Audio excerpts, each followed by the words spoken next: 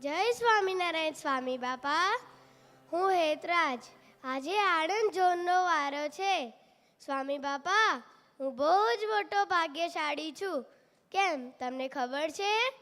કારણ કે હું આણંદમાં રહું છું. બાપા, આપનું આણંદ.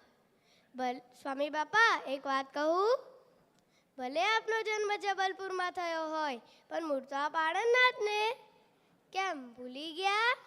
આપની રેવનદાસની ખડકી, ગોયા તલાવ, આપની ખેતીવાડી કોલેજ, રેલવે સ્ટેશન, એમ તો આપને યાદ જ હશે.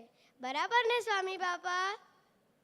અમે બહુ જ ગૌરવ અનુભવીએ છીએ કે અમે આણંદમાં રહીએ છીએ.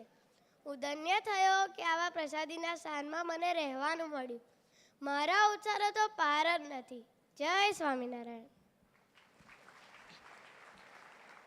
બાપા, આ એ જ આણંદ છે જ્યાં શાસ્ત્રીજી મહારાજે વાત કરી હતી કે શ્રીજી મહારાજની મરજી એ જ આપણી મરજી.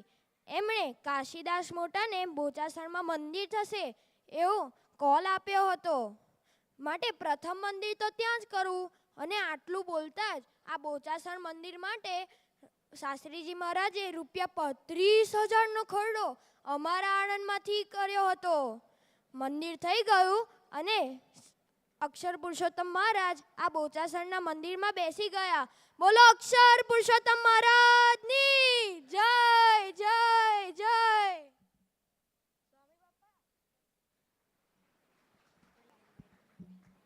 સ્વામી બાપા, શાસ્ત્રીજી મહારાજને બંને પગે વાની તકલીફ હતી. સહેજ પણ ચલાય નહીં. છતાં પણ તેઓ 86 વર્ષની ઉંમરે એક હરિભક્તને વર્તમાન ધરાવવા આ આણંદની ભરી બજારમાં રમણભાઈના ખભે બેસી તેમના જમાઈને કંઠી પહેરાવવા ગયા હતા.